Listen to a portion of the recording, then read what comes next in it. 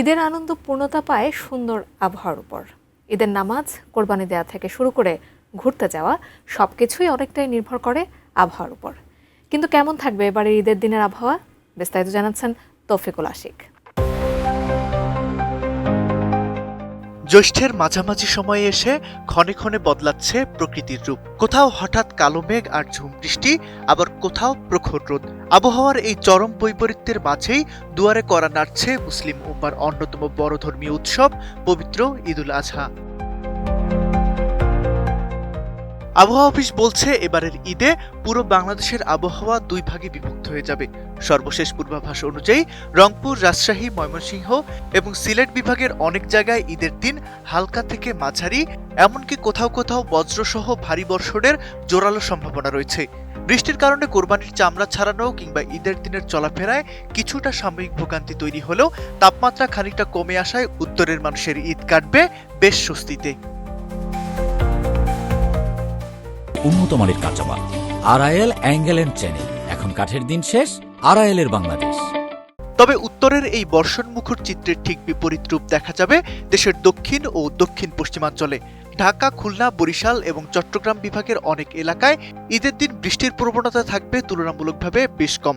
বিশেষ করে দক্ষিণ পশ্চিমাঞ্চলের জেলাগুলোয় গরমের তীব্রতা এবং বাতাসের অতিরিক্ত আর্দ্রতার কারণে ভ্যাপসা আবহাওয়া মানুষের অস্বস্তি চরম পর্যায়ে বাড়িয়ে দিতে পারে। ঈদের দিন ঢাকাবাসীর জন্য রয়েছে মিশ্র আভাস।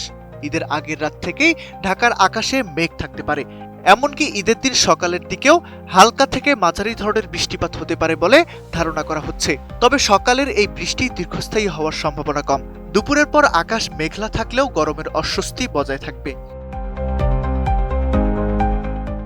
অন্যদিকে দেশের কয়েকটি জেলায় ইতিমধ্যেই মৃদু তাপপ্রবাহ বয়ে যাচ্ছে। আবহাওয়া দপ্তরের তথ্য মতে খুলনা, সাতক্ষীরা, যশোর, চুয়াডাঙ্গা ও লক্ষ্মীপুর জেলার উপর দিয়ে এই মৃদু তাপপ্রবাহ অব্যাহত থাকতে পারে। দেশের সর্বোচ্চ তাপমাত্রা রেকর্ড করা হয়েছে লক্ষ্মীপুরের রামগতিতে 37 ডিগ্রি সেলসিয়াস, আর সবচেয়ে কম তাপমাত্রা ছিল সিলেটে 19.8 ডিগ্রি সেলসিয়াস।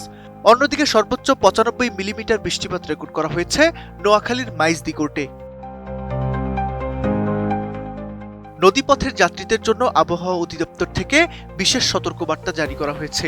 ঢাকা, ফরিদপুর, মাদারীপুর, বরিশাল, কুমিল্লা, নোয়াখালী, চট্টগ্রাম, কক্সবাজার ও সিলেট অঞ্চলের উপর দিয়ে পশ্চিম বা উত্তর পশ্চিম দিক থেকে ঘন্টায় 45 থেকে 60 কিলোমিটার বেগে অস্থায়ীভাবে দমকা অথবা ঝোড়ো হাওয়া বয়ে যেতে পারে।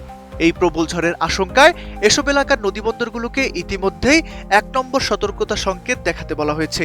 তাই নারীর টানে বাড়ি ফেরা নৌপথের যাত্রীদের সর্বোচ্চ সতর্কতা অবলম্বনের পরামর্শ দেওয়া হয়েছে। Taufiqul Ashiq, ATN news.